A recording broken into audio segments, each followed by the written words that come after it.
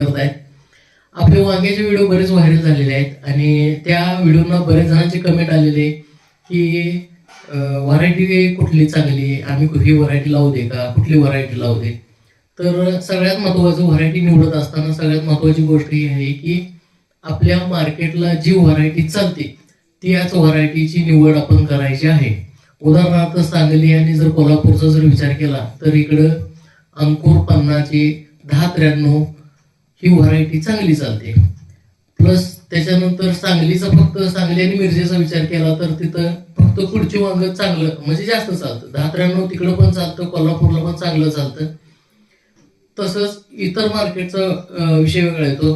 तर आपण कराडला वगैरे जर बघितलं तर कराड असेल, विटा असेल, इकडच्या बाजूला सुद्धा काही ठिकाणी लाल वांग चालतं, काही ठिकाणी हिरवं वांग चालतं, काही ठिकाणी पारवं वांग चालतं. तर अशा वेगवेगळ्या व्हरायटीज ह्या प्रत्येक मार्केटनुसार वेगळ्या चालतात. आणि मुंबईचा जर विचार केला तर तिकडं पूर्णपणे काळं वांग जास्त चालतं. कारण प्रत्येक बाजारपेठेनुसार प्रत्येक वांग्याची निवडी ठरलेली आहे. त्यानुसार वांग लावत असताना किंवा वांग्याची व्हरायटी निवडत असताना आपल्या मार्केटला जी व्हरायटी चालते तीच व्हरायटीची निवड करायची आहे. आणि त्यानुसार आपल्याला उत्पादन काढायचं हे पूर्ण आपल्या हातात आहे, आपल्या ट्रीटमेंटमध्ये आहे. ते कशा पद्धतीने उत्पादन जास्त निघेल हे आपण करू शकतो, त्याचा काही विषय नाही. फक्त व्हरायटी निवडत असताना आपल्या मार्केटनुसार व्हरायटी निवडायची आहे. तर त्यानुसार व्हरायटी निवडा आणि धन्यवाद.